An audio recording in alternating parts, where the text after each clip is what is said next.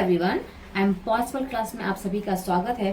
तो आज इस वीडियो में हम डिस्कस करने वाले हैं 9th जनवरी के एग्जाम के बारे में। सीटेट की जो एग्जाम है जो 9 जनवरी में होने वाली है, तो उन बच्चों को कैसे अपनी प्रिपरेशन करना है, क्योंकि बहुत सारे कमेंट्स आ रहे थे कि मैम समझ में नहीं आ रहा है कि सिर्फ इन 5 दिनों में कैसे भी प्रिपरेशन करें। देखिए, अगर आपने बिल्कुल प्रिपरेशन भी नहीं की है तो भी आप इजीली जो है सीटेट के एग्जाम को क्लियर कर सकते हैं।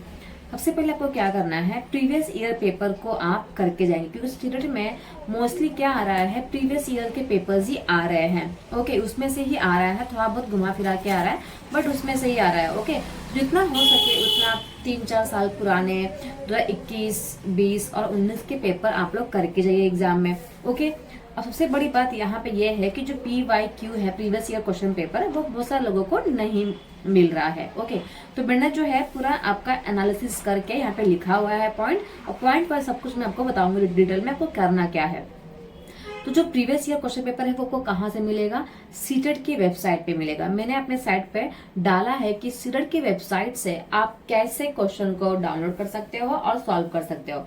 ठीक है, तो सीटेट की जो वेबसाइट है CTET.nic.in, वही सिर्फ आपको गूगल पे जाके लिखना है और फिर इसके बाद जो प्रीवियस ईयर क्वेश्चन पेपर है वो आपको मिल जाएगा। ओके, इसके बाद आपका प्रीवियस ईयर क्वेश्चन पेपर हो गया। इसके बाद आपने जो भी कंटेंट पढ़ा है ना, उसको आप बहुत सारा रिवीजन करें। ओके, आपने जीन पियाजे के बारे में पढ़ा होगा, वाइगोत्स्की के बारे में पढ़ा होगा। तो ये जो 2 टॉपिक है ना, बहुत ज्यादा इंपॉर्टेंट है सीटेट के लिए, आने वाले सीटेट एग्जाम के लिए भी, और जो 9 जनवरी में होने वाली है उसके लिए भी। तो आप क्या करें, जो भी कंटेंट पढ़ा है आपने उसका मल्टीपल टाइम्स क्या करेंगे, रिवीजन करेंगे। जितना हो सके उतना रिवीजन करें। ओके, पेपर 1 के लिए भी और पेपर 2 के लिए भी, दोनों के लिए ये वीडियो है। तो आप क्या करें, बहुत सारा रिवीजन करें। इसके बाद एक दिन में 2 पैसेज सॉल्व करने की कोशिश करें। ओके, क्योंकि इंग्लिश में भी आता है पैसेज, हिंदी में भी आता है पैसेज, तो दोनों पैसेज को क्या करो आप एक दिन में 2 सॉल्व करने की कोशिश करो।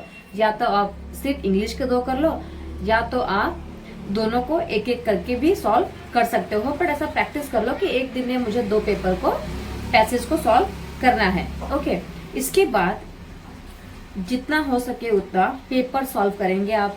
ठीक है, एक दिन में ठान लो कि मुझे एक पेपर सॉल्व करना ही है। ठीक है, और ऐसा टाइमर लगा लो कि 2.5 घंटे में पेपर मेरा कंप्लीट होना ही चाहिए।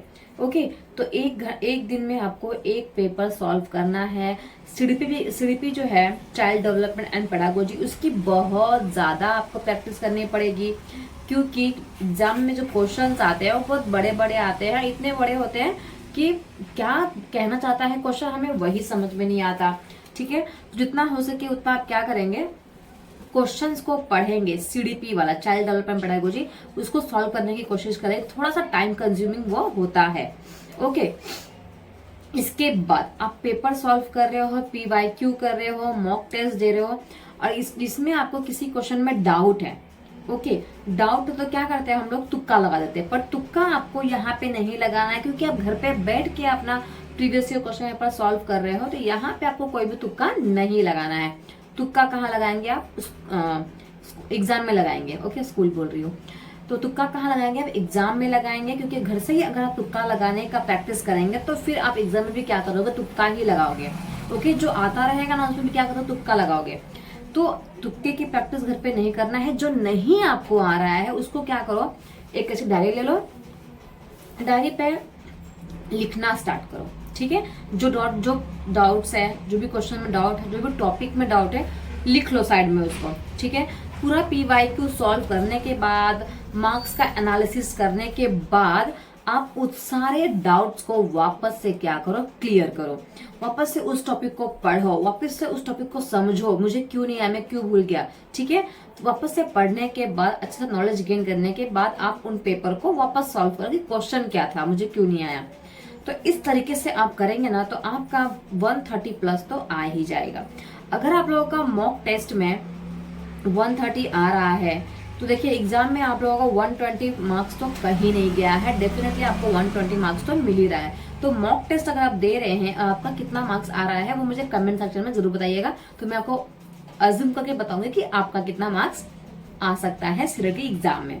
ओके, और जिसका सिर्फ 90 मार्क्स आ रहा है मॉक टेस्ट में, वो प्लीज कृपया करके बहुत ज्यादा प्रैक्टिस करें, क्योंकि 90 मार्क्स आ रहा है मतलब आप पास हो सकते हैं, बस आप 10 नंबर पीछे हैं। तो बहुत ज्यादा प्रैक्टिस करें, पैसेज सॉल्व करें, जो भी थियोरी है जीके पीएचए, वाइगॉट्स की, चॉमस्की की, ग्रोथ एंड डेवलपमेंट, ये जो कंटेंट वाला पार्ट है ना, उसको अपना एकदम पकड़ बना लीजिए, ताकि आपको एग्जाम में सीडीपी से रिलेटेड किसी भी सेक्शन में अगर सीडीपी आता है तो आप इजीली उसको कर सको। क्योंकि आप लोग जानते ही हैं जो सीडीपी है वो सबसे ज्यादा मार्क्स का आता है, क्योंकि maths, English, Hindi, SS, EVS सब में हाफ मार्क्स का सीडीपी होता ही है, राइट।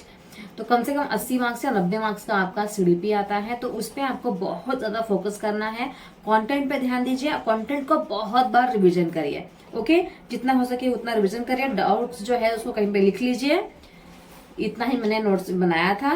तो इस हिसाब से अगर आप करेंगे तो डेफिनेटली आप 130-140 मार्क्स लेके आ जाएंगे सीटेट में। तो आज के लिए इतना ही, मिलते हैं नेक्स्ट वीडियो में। तब तक के लिए चैनल को सब्सक्राइब करें, लाइक कमेंट शेयर जरूर करें, ताकि आपको ऐसे ही नॉलेजेबल वीडियोस और सीटेट से रिगार्डिंग जो भी इंफॉर्मेशन है वो मिलती रहे। Okay, thank you so much everyone.